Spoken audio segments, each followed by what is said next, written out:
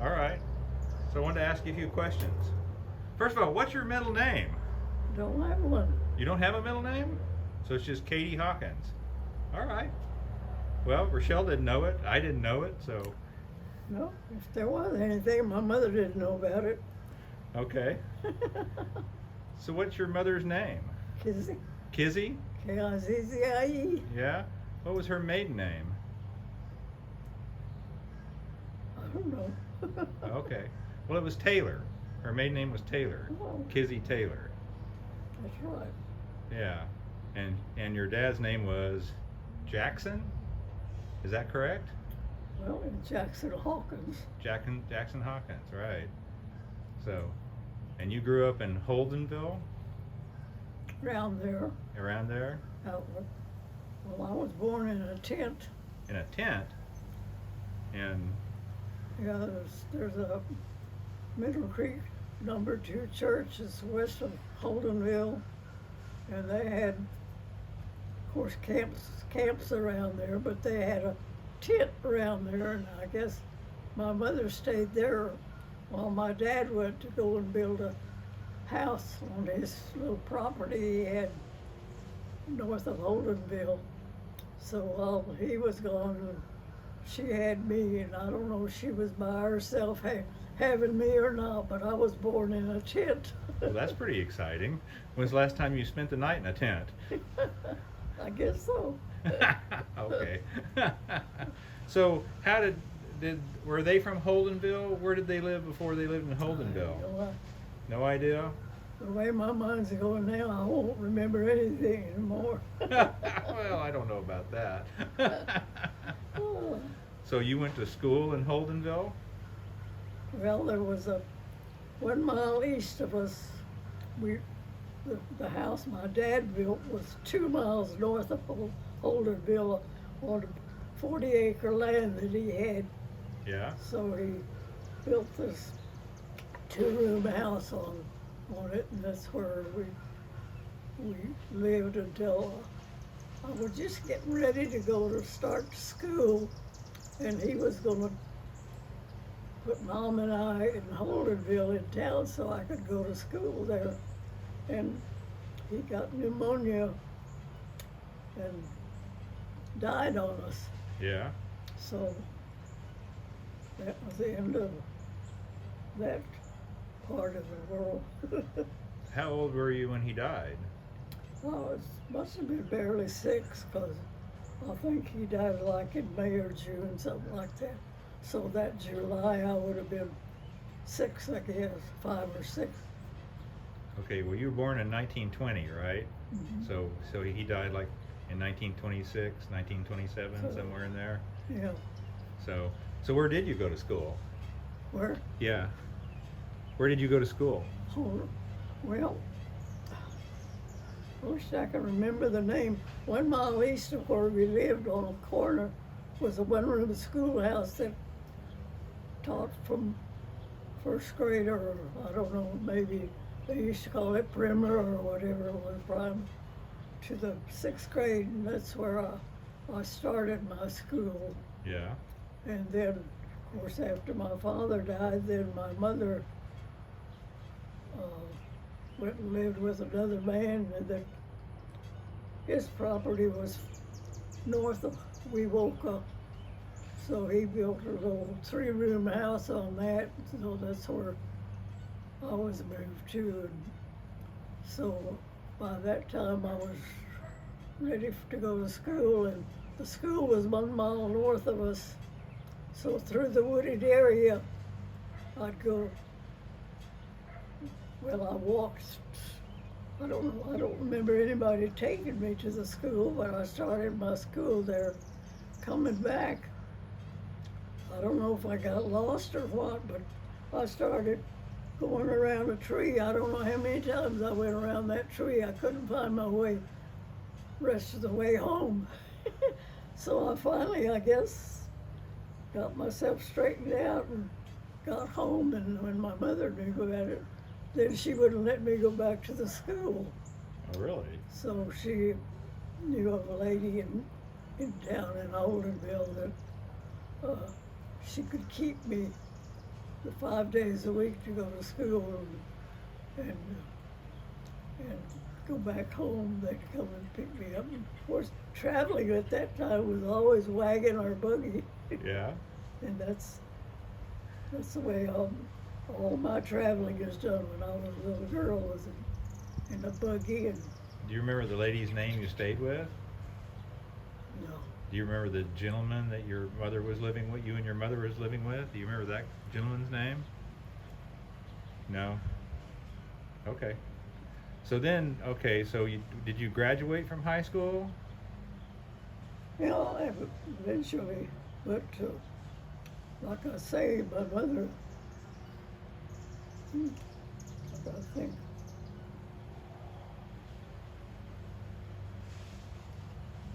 I know there were two schools that was from primer to 6th grade.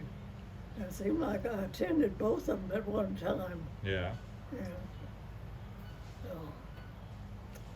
sometime I stayed with my cousin when I went to Parkview School, and then I forgot what the name of the other school was that I went to. I stayed with another lady through the weekdays and go to school there. So all my schooling, it's a wonder I ever got through. So did you have any siblings?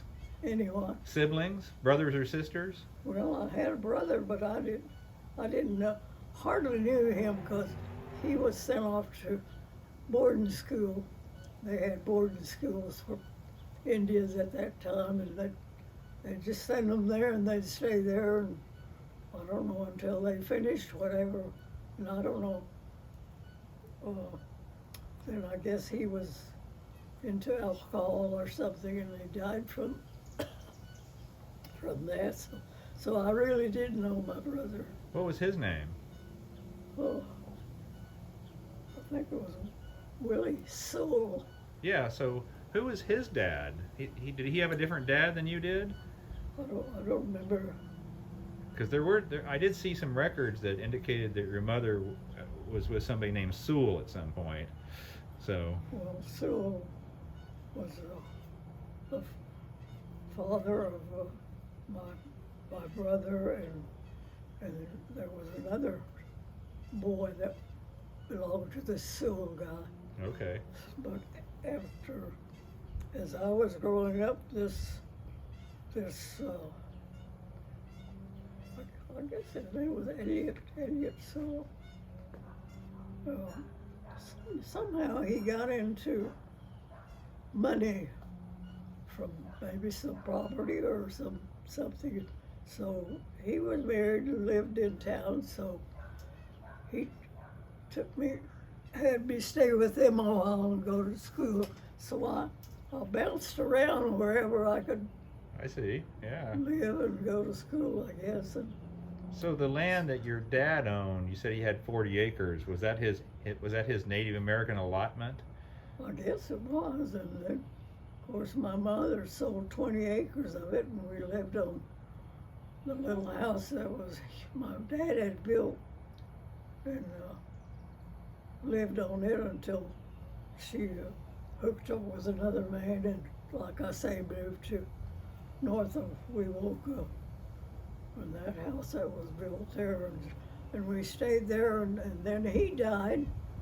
So then he had relatives that came and wanted the property because they were relatives, and since Mom wasn't legally married to him, she couldn't inherit any of the land, so we had to move out and move back to my father's old little house that he had built there north of Holdenville. So I know you ended up in Tulsa. When did you end up in Tulsa? Well, after we moved back there and lived in mother and I, well, I went back to the one-room schoolhouse that was east of us, and I was the oldest one that graduated out of that 6th grade. So then I had to continue my education in town. Yeah. Going to the, I don't know whether it was high school or junior high, whatever they had. But anyway, that's where, and since I was the oldest, well, the teacher would sometimes have me teach their kindergartners in school, so I'd help the teacher out. And then I was a janitor there. I got a job being a janitor in that school, so I'd go there early and clean it up and sweep it up, and then we had a pot-bellied stove, and so I'd start fire in that and have it warmed up by the time other kids came to school. Oh, that's a great story. That was my job. And then, like I say, when I graduated, then I went to the high school, and that was a little over 2 miles, and I walked that every day, rain or shine, whatever. Yeah. I didn't want to miss, so I went there till I graduated from high school. All right. So Tulsa. I know you lived in Tulsa, right? Mm-hmm. Okay. How old were you when you lived in Tulsa? I don't know. It's after I graduated, so I must have been in my early 20s or Yes. maybe 20 or something. I don't remember exactly. But, So you were a manicurist? Is that what you did? well, that's where I took my course after my mom was trying to, I guess, send me on to another school that was Indian, but they said I was too white looking and my skin was too white and they didn't want to take me. Uh-oh. So that's when I found out about the manicure course was 6 weeks. So I took that and got my manicure and certificate, and so I went there, and then I started working in the little beauty shops around there, you know. Some of them I worked at quite a while.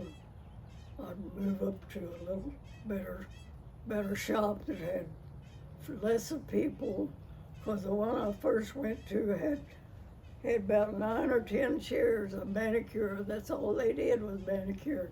And I was one of them, and I worked there a while, and then I found out about this job that was in a more secluded place, so that's where I went and manicured. And that was my life. And So Rochelle tells me the story that you were having your tools sharpened and your manicure tools worked on or sharpened or taken care of, and you met a barber from Oh, yeah. Phillips Petroleum Company. Well,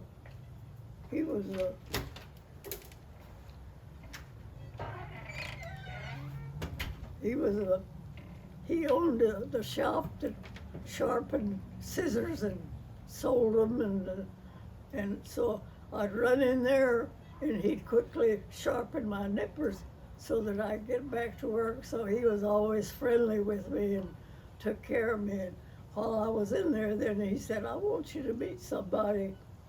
And he introduced me to this barber that was from Bartlesville, and he was wanting a manicurist. So that's how I got into Bartlesville from Tulsa in this manicuring business with this, and he was a barber in Phillips Petroleum Company. Phillips Petroleum had this one barber when they started out, and then they had 3 barbers and 3 manicures, but one of them had quit or moved out of town, so that's when they hired me there, and I worked there until, when I got to be 65. Well, what year did you start? Was it 1961? Is that when you moved to Bartlesville? I don't know. Okay, that's what Rochelle told me. So Anyway, so you worked at the Phillips. You were a manicurist at the Phillips barber shop. yeah. I remember that barber shop. It was pretty cool. It was like Really? old Art Deco and all the marble and stuff like that. The old timey chairs and everything. So you must have worked on, well, if you were there. They had me work an extra year after my retirement age because they couldn't find a manicurist. Yeah. So I had to work an extra year. So I was, So did you retire in 1986? I don't know the year. Okay. Whatever it is, I was 66 then. Okay, well, yeah, if you were born in 20, so yeah, 86 would be, yeah, that's when it would be. So, so who did you, I mean, I know what the Phillips Barbershop was for, executives or managers of a certain level. Well, that's all they were that came there. So did you ever work on Boots Adams? He'd come in, I think he had kind of really retired and just came in there for a visit or something. I think I met him one time. Yeah. And how about Paul Endicott? Paul Endicott was probably the CEO when you were in there. I don't remember any of the guys' names. You don't remember any of their names? Okay.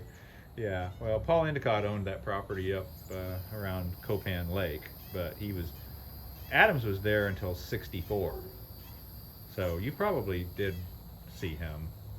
So, all right. So you worked there, and you retired in 86. But you still lived in Bartlesville until 2001, right? Yeah. Yeah. And that's when you moved to Stillwater in 2001.